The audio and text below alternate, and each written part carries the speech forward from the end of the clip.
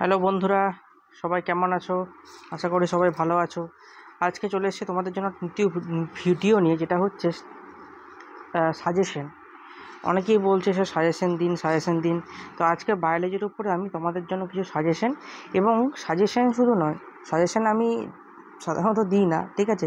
আমার স্টুডেন্ট যারা আছে তারা সবাই জানে সাজেশন আমি দিই না, কিন্তু সেটা প্রিভিয়াস ইয়ারে কীরকম কোশ্চেন এসেছিলো কোন টপিকের বেসিসে, সেটা আজকে আমরা সেটা নিয়ে আলোচনা করব। চলো শুরু করা যাক আজকের টপিক। দেখো, প্রথমে আমি সাজেশনটা দিই, ঠিক আছে? তারপর টপিকটা নিয়ে আলোচনা করব।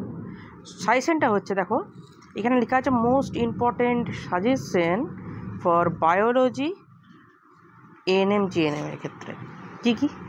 দেখো, আমি আস্তে আস্তে করে বলে যাচ্ছি, পারলে সবাই নোট করে নেবে, ঠিক আছে, খাতাতে।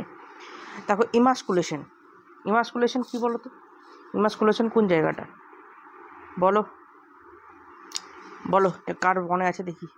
আচ্ছা, ইউট্রিফিকেশনটা হচ্ছে সেই শৈবাল ব্লুম ইউট্রিফিকেশন, মনে পড়ছে? ওই জায়গাটা, ওইখানটা কিন্তু ইম্পর্টেন্ট। অনুবিস্তারণ মাইক্রো প্রোপাগেশন কোন জায়গাটা বলো তো? সেই ছোট্ট ছোট্ট করে আমরা যে বীজ ব্যাংক, মানে কোনো একটা হারিয়ে যাচ্ছে কোনো একটা প্রজাতি, তাকে আমি সংরক্ষণ করতে পারি এই মাইক্রো প্রোপাগেশন বা অনুবিস্তরণ পদ্ধতিতে। তারপরে হচ্ছে অসম্পূর্ণ প্রকটতা, সম্পূর্ণ প্রকটতা, অসম্পূর্ণ প্রকটতা, যেটা বংশ চ্যাপ্টারে ওটা কিন্তু মোস্ট ভাইটাল ইম্পর্টেন্ট। তারপরে সহপ্রকটতা, তার সঙ্গে রয়েছে সহপ্রকটতা। ইন্টারফেজ, সাটলির কোষ, প্লাজমা প্রোটিন, নট শুধু প্লাজমা কিন্তু নয়, প্লাজমা প্রোটিন নিয়ে কিন্তু ইদানিং কোশ্চেনগুলো আসছে দেখছি আমি। ক্রোমোজোম, এটা তো সব থেকে ভাইটাল ইম্পর্টেন্ট, সব থেকে বেশি ইম্পর্টেন্ট হচ্ছে এই ক্রোমোজোমটা। আর কিছু না আসুক, ক্রোমোজোম থেকে কিন্তু একটা কোশ্চেন আসবে, আমি ডিসকাশন করব কত নাম্বার এসছে বা বিগত বছরে। তারপরে জিন, এই ক্রোমোজোম আর জিন, এই দুটো পার্ট কিন্তু very very very very important. মানে তুমি লিখে নাও VVI যাকে বলে, ঠিক আছে? Very very important.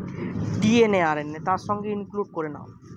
এই জিনিসগুলো কিন্তু মাস্ট, মানে আর কিছু হোক না হোক এইগুলো কিন্তু অবশ্যই পড়বে। ওকে, চলো নেক্সট। শৈবাল ব্লুম অলরেডি বললাম। তারপরে জেরোফাইট, হাইড্রোফাইট যে গাছগুলো রয়েছে, হ্যালোফাইট, ঠিক আছে? এগুলো কিন্তু খুবই ইম্পর্টেন্ট। তারপরে কি, কোষ বিভাজনের যে তোমাদের যে দশাগুলো রয়েছে, বিশেষ করে অঙ্ক দেয়। হ্যাঁ, আচ্ছা, কোষ বিভাজন থেকে একটা অঙ্ক দিচ্ছি তোমাদেরকে, বলো তো, যে ধরো কোনো একটা অপত্য কোষের ক্রোমোজোম সংখ্যা যদি 72 হয়, অপত্য কোষের ক্রোমোজোম সংখ্যা যদি 72 হয়, তাহলে এটা কি? অপত্য কোষের ক্রোমোজোম সংখ্যা, অপত্য কোষের ক্রোমোজোম সংখ্যা, অপত্য কোষের ক্রোমোজোম সংখ্যা হচ্ছে 72, ঠিক আছে? তাহলে সেখানে শস্য নিউক্লিয়াসের সংখ্যা কত হবে? শস্য নিউক্লিয়াসের সংখ্যা কত হবে এটা আমাকে কমেন্টে জানাবে, ঠিক আছে?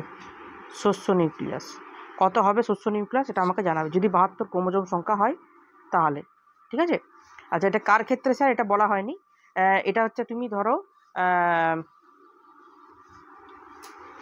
না, এটাই কোশ্চেন, হ্যাঁ এই কোশ্চেনটাই তুমি আমাকে বলবে, ঠিক আছে? এই কোশ্চেনটাই বলবে।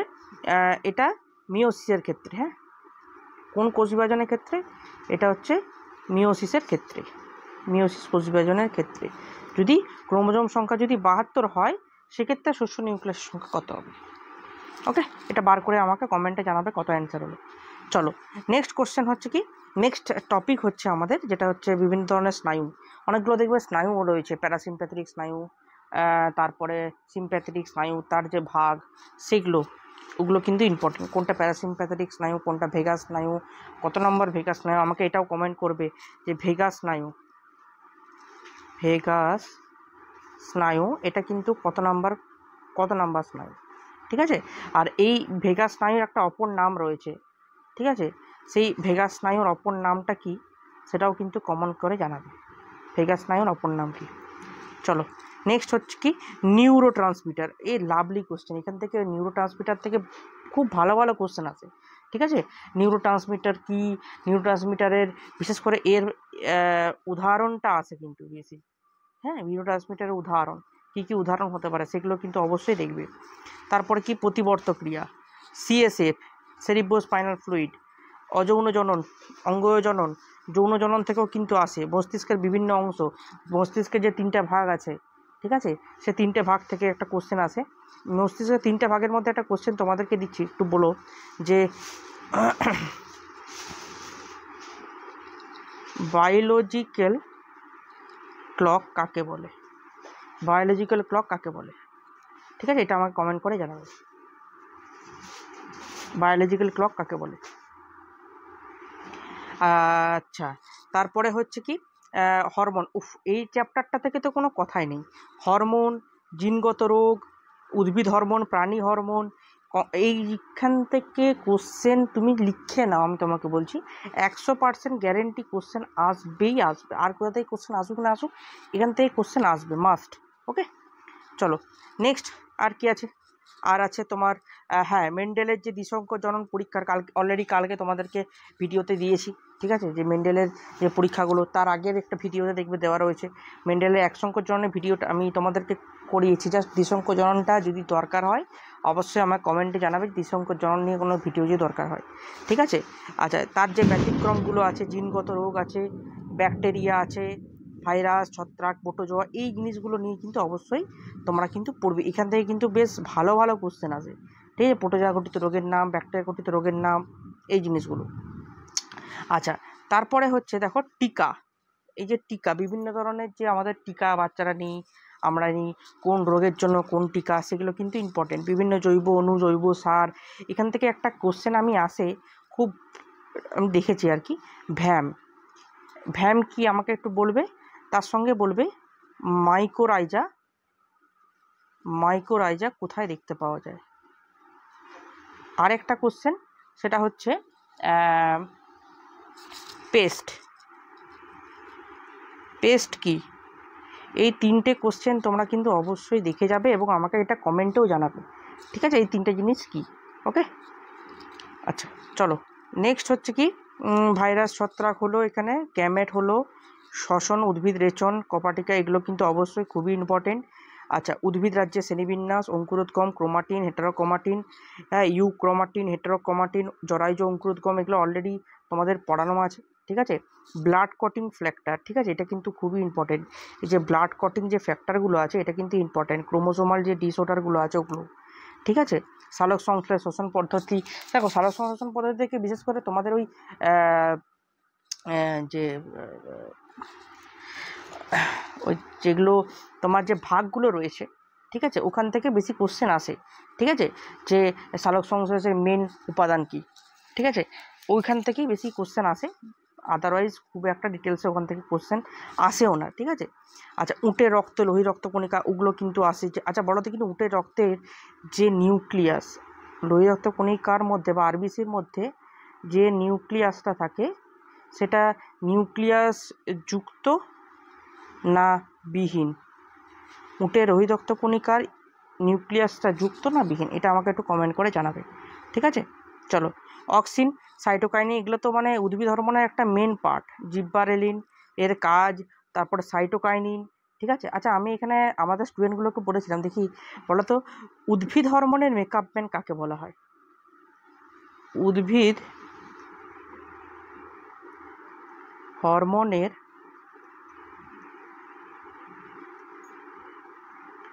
মেকআপম্যান, মেকআপম্যান কাকে বলা হয়? কাকে বলে? উদ্ভিদ হরমোনের মেকআপম্যান কাকে বলে? এটা কিন্তু আমাকে একটু কমেন্ট করে জানাবে। ঠিক আছে, চলো। আচ্ছা, টিএমভি, টিএমভিটা কী বলো তো? জানো অনেকে, আমার কমেন্ট জানবে টিএমভিটা কী। আচ্ছা, নর গঠনে আগের বছরই একটা কোশ্চেন এসেছিলো নর, ঠিক আছে, ওই রকম টাইপের এবিও ব্লাড গ্রুপ। ঠিক আছে, কানেকটিভ লিঙ্ক। আচ্ছা, এই যে কানেকটিভ লিঙ্ক থেকে একটা কোশ্চেন আসে, বলো তো, যে সরীসৃপ ও পক্ষী, এদের কানেকটিভ লিঙ্ক কে হবে, কী হবে? আমাকে একটা কমেন্টে জানাবে। অনেকগুলো কোশ্চেন দিয়েছে কিন্তু পরপর, আমাকে কিন্তু অবশ্যই কমেন্টে জানাবে। হ্যাঁ, আচ্ছা, এসএ নোড এভি নোড, এই এসএ নোড আর এভি নোডকে কী বলা হয় বলো তো? এসএ নোড আর এভি নোডকে বলা হয় পেসমেকার বলা হয়, পেসমেকার। এসএ নোডকে বলা হয়, এসএ নোডকে বলা হয়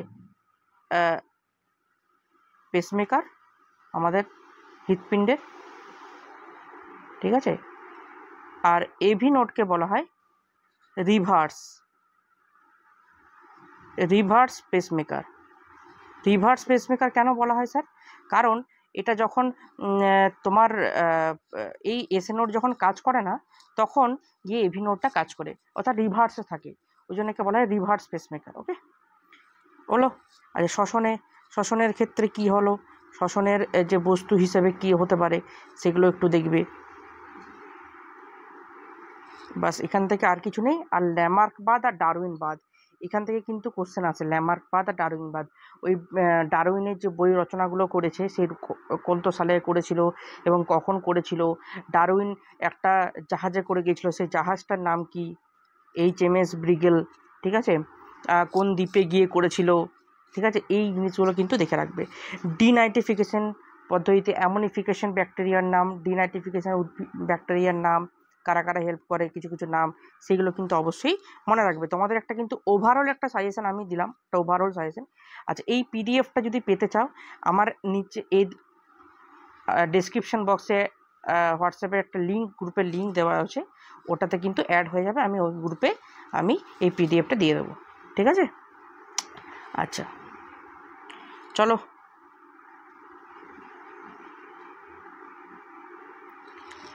এরপর আমি আজকে অ্যানালাইজ করব যে কোন ইয়ারে, এটা কিন্তু 2021, 22, 23 এই তিনটে ইয়ার মিলিয়ে কিন্তু এটা অ্যানালাইজ, ঠিক আছে, কোন সালে কীটা এসছিল।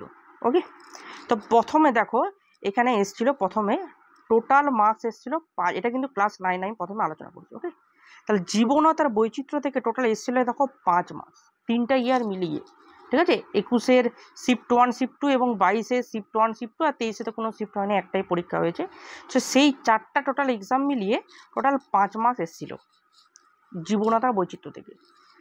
আচ্ছা, সেকেন্ড, জীবনের সংগঠনের স্তর থেকে কিন্তু 25টা মার্কস এসেছিল, এটা কিন্তু ইম্পর্টেন্ট, ঠিক আছে। অর্থাৎ এই জীবনের সংগঠনের স্তরের মধ্যে ট্যাক্সোনমি ব্যাপারটা আছে, ওখান থেকে টোটাল 5 মার্কস এসেছিল, ইম্পর্টেন্ট আর কি, মোটামুটি দেখে যাবে। আর জীবনের সংগঠনের স্তর থেকে কিন্তু সব থেকে দেখো বেশি নাম্বার আছে, 25 নাম্বার আছে, এটা কিন্তু ভিভিআই, এটা কিন্তু ভেরি ভেরি ইম্পর্টেন্ট। আবার জৈবনিক প্রক্রিয়া, সেখান থেকে দেখো 26টা মার্কস এসছে, এটাও কিন্তু আমার ভিভিআই এর মধ্যে পড়ে যাচ্ছে, ভেরি ভেরি ইম্পর্টেন্টের মধ্যে পড়ে যাচ্ছে, এটাও কিন্তু দারুণ ইম্পর্টেন্ট। তাহলে এই দুটো চ্যাপ্টার কোনোভাবেই কিন্তু মিস করবে না, এই দুটো চ্যাপ্টার কিন্তু অবশ্যই দেখে যাবে। তারপরে তো জীববিদ্যা, মানব কল্যাণ, যে তোমাদের টিকাগুলো বললাম, সেটাও কিন্তু ওখান থেকে কিন্তু দেখো ভালো 11 নাম্বার এসছে টোটাল, তাহলে কিন্তু এটা কিন্তু ভেরি ভেরি ইম্পর্টেন্ট। আর পরিবেশটা দেখো ওখান থেকে মাত্র 1 নাম্বারই এসছে, হ্যাঁ, অতটা বেশি কিন্তু ইম্পর্টেন্ট নয়। ওই বাস্তুবিদ্যা থেকে একটা ইকোটোন থেকে এসছে, তাও বলা যায় না, তোমরা কিন্তু অবশ্যই দেখে রাখবে। আমি এগুলো দিচ্ছি মানে এটা নয় যে এটার উপর ভরসা করে যাবে, এটা লাস্ট মিনিট, এইগুলোর উপর বেশি জোর দেবে। কোনগুলোর উপরে? জীবনের সংগঠনের স্তর, জৈবনিক প্রক্রিয়া, জীববিদ্যা, মানব কল্যাণ, এখান থেকে দেখো বেশি বেশি নাম্বার আছে, এগুলো বেশি বেশি করে জোর দেবে। বাকিগুলো অবশ্যই 100% ফুললি অ্যাটেনশন নিয়ে পড়বে, এগুলো একটু বেশি দিয়ে পড়বে, হলো। তাহলে আমি কি বললাম, প্রথমে জীব বৈচিত্র্য থেকে কত নাম্বার এসেছে? 5 নাম্বার এসেছে। জীবনের সংগঠনের স্তর থেকে কত নাম্বার এসেছে স্যার? 25 নাম্বার। জৈবনিক প্রক্রিয়া থেকে কত নাম্বার? না, 26 নাম্বার এসেছে, ভেরি ভেরি ইম্পর্টেন্ট। এবং জীববিদ্যা, মানব কল্যাণ থেকে 11 এবং পরিবেশবিদ্যা থেকে 1 নাম্বার এসেছে, ঠিক আছে, টোটাল 3টে ইয়ার মিলিয়ে। এরপরে ক্লাস 10, দেখো ক্লাস 10-এর কিন্তু জীবজগতের নিয়ন্ত্রণ থেকে দেখো 30 মার্কস এসছে, দেখতে পাচ্ছ, জীবজগতের নিয়ন্ত্রণ থেকে কত মার্কস এসছে? 30 মার্কস এসছে টোটাল। তাহলে কিন্তু এই যে এই চ্যাপ্টারটা কিন্তু সব থেকে ভিভিআই, ভেরি ভেরি ইম্পর্টেন্ট। তারপরে জীবনের প্রভাবমনতা, দেখো 33টা মার্কস এসছে, বুঝতে পারছো কতটা ইম্পর্টেন্ট। ক্লাস 9-এর থেকে কিন্তু ক্লাস 10-এ বেশি। আর কিছু নাই করো, ক্লাস 10 অবশ্যই মাস্ট, পুরো সব চ্যাপ্টারগুলো অবশ্যই পড়বে, 5টা কি 5টাই, একদম 5টা কি 5টাই একদম পড়বে। দেখো বংশগতি থেকে 18 নাম্বার এসছে, কতটা ভিভিআই, বুঝতে পারছো, ভেরি ভেরি ইম্পর্টেন্ট। তারপরে দেখো অভিব্যক্তি অভিযোজন থেকে 16 মার্কস এসছে। পরিবেশবিদ্যা থেকে দেখো 27টা মার্কস এসছে, ওখানে ইউট্রিফিকেশন, ডিনাইট্রিফিকেশন, অ্যামোনিফিকেশন ব্যাকটেরিয়ার নাম ওই চ্যাপ্টারেই কিন্তু সব রয়েছে। আর বংশগতি থেকে তো অঙ্ক অলরেডি আগের দিন করিয়েছি, ঠিক আছে। তো এই যে 5টা চ্যাপ্টার রিলেটেড, যদি তোমাদের, এটা গেল ক্লাস 10-এর, আর ক্লাস 9-এর যদি কোনো চ্যাপ্টার রিলেটেড যদি তোমাদের কিছু ভিডিও লাগে, দরকার হয়, অবশ্যই আমাকে কিন্তু কমেন্টে জানাবে। ওকে, চলো এরপর তোমাদেরকে যেটা নিয়ে আজকে আলোচনা করব আরেকটা জিনিস, সেটা হচ্ছে কি কাট অফ ভার্সেস র্যাঙ্ক। এই জিনিসটা নিয়ে একটু আলোচনা করি তোমাদের সঙ্গে। দেখো, আমি তোমাদেরকে আগের একটা ভিডিওতে বলেছিলাম, যে ভিডিওতে, যে তোমাদের যদি কোশ্চেন খুব টাফ আসে, যদি কোশ্চেন খুব টাফ আসে তাহলে কিন্তু কাট অফ বেশি কিন্তু যাবে না, ঠিক আছে? কাট অফ কিন্তু অনেক লো হবে, অনেক লো হবে। সেক্ষেত্রে র্যাঙ্কও কিন্তু সেই হিসাবে, তুমি ধরো সাপোজ তুমি 30 স্কোর করলে, তোমার র্যাঙ্ক হয়তো 3000-এর কাছাকাছি চলে যাবে, ঠিক আছে? 3000-এর কাছাকাছি র্যাঙ্ক যাবে যদি তুমি 30 স্কোর করো, আমি বলছি, ঠিক আছে? যদি কোশ্চেন খুব টাফ আসে, ঠিক আছে? এবারে করণীয়টা কি? করণীয়টা এটাই, তুমি ধরো সেই টাফ কোশ্চেনের ক্ষেত্রে, তুমি যদি তোমার যেগুলো কনফিউশন রয়েছে, তুমি যদি সেটাকে টিক চিহ্ন দিয়ে দাও। ধরো তুমি 5টা তোমার কোশ্চেন আছে, 1 2 3 4 5, এটা তুমি, ওকে, এটা তুমি। তোমার একজন বন্ধু, সেও 1 2 3 4 5, সেও না তোমার মতনই, ও কিন্তু সবে দাগ দেয়নি। ও কি করেছে, একেরটা পেরেছে, একেরটা দিয়েছে একদম 100% কনফিডেন্স অনুযায়ী। 3-এরটা কনফিডেন্স ছিল, 4-এরটা এবং 5-এরটা, ও কিন্তু একটা দেয়নি। এরপরে কি হলো, ওর কিন্তু টোটাল মার্কস হলো 4, কারণ ও একটা দেয়নি, ঠিক আছে? ওর সেখানে কোটা ক্যালকুলেট হবে না। এই যে 2, ও ধরো 2টা তুমি করেছো কি ভুল, তার মানে তুমি তো 4 পেতে না, 4 থেকে তোমার কমে গেল সামথিং, তোমার হয়ে গেল কত, তোমার হয়ে গেল 3.8 সামথিং কিছু একটা হবে, ঠিক আছে? 85 সামথিং কিছু একটা হবে। তোমার 4-এর থেকে অবশ্যই লো চলে গেল তোমার যে স্কোরটা, ওকে। তার ফলে কি হলো, তার ফলে তোমার যে র্যাঙ্কটা হয়ে গেল অনেকটাই ডাউন। ধরো যে ভালো, যে 4 পেয়েছে, তার র্যাঙ্ক হলো সাপোজ ধরো 2000, আর তুমি ধরো 3.8 পেলে, তোমার র্যাঙ্ক হয়ে গেল 5000। তাহলে দেখো তোমার ডিমোশন হলো, তুমি পরবর্তীকালে কলেজ পেতে অসুবিধা হলো। তাহলে তোমাকে স্যার কি করতে হবে, স্যার উপায় কি? উপায়, যেটা তুমি 100% কনফিডেন্স থাকবে, 100% যে হ্যাঁ এটা ঠিক, সেটাই তুমি রাইট চিহ্ন দিবে, আদারওয়াইজ দেবে না। নাহলে তোমার সঙ্গে তার সম্পর্ক কি রইলো? বুঝতে পারলাম আমি, আশা করি বুঝাতে পেরেছি। অতএব এই জিনিসটা কিন্তু অবশ্যই ফলো করবে, মাথায় রাখবে। এতক্ষণ ভিডিওটা দেখলে ভালো লেগেছে আশা করি। যদি ভালো লেগে থাকে একটা লাইক অবশ্যই করবে, শেয়ার করবে এবং একটা সাবস্ক্রাইব করে বেল আইকনটা অবশ্যই ক্লিক করে দিও, এরকম খুব সুন্দর সুন্দর ভিডিও পাওয়ার জন্য। ওকে, তাহলে কাট অফটা কি, র্যাঙ্ক কি, আশা করি বুঝতে পেরেছো। এবং কেন স্যার এখন আপনি এটা বলছেন, এখন তো আমাদের এটা জানার কথা নয়, অবশ্যই জানার কথা। কারণ তুমি যদি এখন এই জিনিসটা না জানো, তুমি কি করবে, ওই ভুল জায়গাটাই দাগ দিয়ে আসবে, যার ফলে কি হবে জানো তো, তোমার যে র্যাঙ্ক তুমি যেটা চাইছো তার থেকে অনেক বেশি আসবে। স্কোর যেমন কম হবে, র্যাঙ্ক বেশি হবে, এটা কিন্তু মাথায় রাখবে। তোমার স্কোর আর র্যাঙ্কের সঙ্গে কি ডিফারেন্স ব্যস্তানুপাতিক জানো তো? তোমার যদি র্যাঙ্ক আর স্কোর, তোমার স্কোর যদি কম হয়, তোমার র্যাঙ্ক বেশি হবে।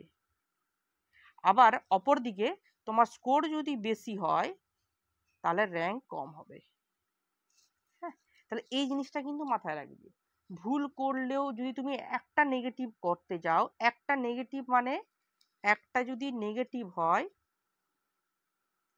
তুমি মোটামুটি, আমি একটা অ্যাজিউম করে বলছি, 500 জনের পিছনে চলে যাবে তুমি, 500 জনের পিছনে একটা নেগেটিভ। তা তুমি ভেবে নাও, তোমার যদি 14টা নেগেটিভ হয়, 10টা নেগেটিভ হয়, তুমি কত পিছনে যাবে? তোমার স্কোরের থেকে তোমার তো যেমন ডিমোশন হলো, তুমি র্যাঙ্কের থেকে তোমার ডিমোশন হবে। ওই জন্য ভুলেও যে জিনিসগুলো কনফিডেন্স নয়, যে কোশ্চেনগুলোতে, অবশ্যই কিন্তু রাইট চিহ্ন দিবে না, ঠিক আছে? ক্রস করবে না, কিছু করবে না, হাত দিবে না, ঠিক আছে? যদি ভুল হয়ে যায়, তাহলে কিন্তু তোমার র্যাঙ্ক অনেক দূরে চলে যাবে। ওকে, কারণ এখানে যেহেতু নেগেটিভ আছে, নেগেটিভ মার্কিং নাই থাকলে অসুবিধা নেই। আরেকটা জিনিস বলি, ক্যাটাগরি 2 এর ক্ষেত্রে, স্যার ক্যাটাগরি 2 এর তো নেগেটিভ মার্কিং নেই, তাহলে সেখানে কি করবো? দেখো, ক্যাটাগরি 2 এতে তুমি কি করলে, এ বি সি ডি, ঠিক আছে? Sorry, A B C D. এরপরে আমি সাপোজ বলছি, এটা সঠিক, বিটা সঠিক আর সিটা সঠিক, ডিটা সঠিক নয়। তুমি কি করেছো, তুমি করেছো বিতে দাগ দিয়েছো, আর ডিতে দাগ দিয়েছো এবং সিতে দাগ দিয়েছো, স্যার কত নাম্বার পাবো? 0, কোনো মার্কস পাবে না। কেন স্যার? কারণ এই যে তুমি ভুল করেছো, একটা ভুল নিলে তুমি 0 পাবে, মাইনাস হবে না। এবারে স্যার এক্ষেত্রে আমার র্যাঙ্কের কি প্রভাব পড়বে আমি সেটাও তোমাদেরকে বলি। দেখো এক্ষেত্রে তোমার তো 0 হলো, তোমার যে বান্ধবীটা সে কি করেছে, ওই বিটা দাগ দিয়েছে আর সিটা দাগ দিয়েছে, এটা ধরো দেয়নি, কোনো কিছু দাগ দেয়নি, ঠিক আছে? তাহলে ও একটা বুদ্ধিমত্তার কাজ করেছে, ও কিন্তু এখানে পাবে সাপোজ 1.5 মতন একটা স্কোর পাবে। তার মানে কি ওর 0 হলো, 0 থেকে তো অবশ্যই এটা বেশি, তাহলে ওর যে র্যাঙ্কটা কি হবে, বেশি হবে, সরি কম হবে, তোমার থেকে কম হবে। তোমার র্যাঙ্কটা বেশি হবে কারণ তুমি 0 করেছো, আর ও 1.5 একটু বেশি আছে, তাহলে ওর র্যাঙ্কটাও কিন্তু কি হবে, কম হবে। স্কোর বেশি মানে র্যাঙ্ক কম, এইমাত্র বললাম, বুঝতে পারলাম? অতএব ক্যাটাগরি 2 এর ক্ষেত্রে যেটা কনফিউশন থাকবে দেবে না, তাতে যদি তুমি একটা দাও তাতেও ঠিক আছে, 1 নাম্বার তো পাবে রে বাবা, 0 তো আর পাবে না, 0 থেকে তো 1 বেশি, উইথাউট কনফিডেন্স না থাকলে দিবে না। ওকে, আশা করি বুঝতে পেরেছো। এতক্ষণ যদি ভিডিওটা ভালো লাগে থাকে অবশ্যই লাইক শেয়ার একটা সাবস্ক্রাইব করে দেবে। আর যদি কোনো কিছু জানতে অসুবিধা হয় আমি আমার নাম্বারটা দিয়ে দিচ্ছি, এটাই আমার হোয়াটসঅ্যাপ নাম্বার, তুমি এই হোয়াটসঅ্যাপে আমার সাথে কন্ট্যাক্ট করতে পারো কোনো কিছু রিলেটেড। স্যার কোশ্চেন কীরকম হতে পারে, যদি ওএমআর সিট রিলেটেড, যদি আরও যদি কিছু কোশ্চেন রিলেটেড কিছু যদি ভিডিও দরকার হয় সেটাও কমেন্ট করবে। আর আমি এই যে পিডিএফটা আছে আমি এটা আমার চ্যানেলের মধ্যে দিয়ে দিচ্ছি, চ্যানেলটা আমার ডেসক্রিপশন বক্সে লিঙ্ক দেওয়া রয়েছে, সেই ডেসক্রিপশন বক্স ক্লিক করে তোমরা জয়েন হতে পারো। ওকে, তো আজকে এই অবধি। ভিডিওটা ভালো লেগে থাকলে আরেকবার লাইক শেয়ার সাবস্ক্রাইব করে দিও, আর পাশে থাকা বেল আইকনটা ক্লিক করে দিও। আর অবশ্যই কমেন্ট করে জানাবে কেমন লাগলো ভিডিওটা, আর কি ধরনের ভিডিও লাগবে তোমাদের এই কয়েকদিনের মধ্যে। ঠিক আছে, আজকে অবধি এই পর্যন্তই, আবার দেখা হবে নতুন একটা ভিডিও নিয়ে। নমস্কার।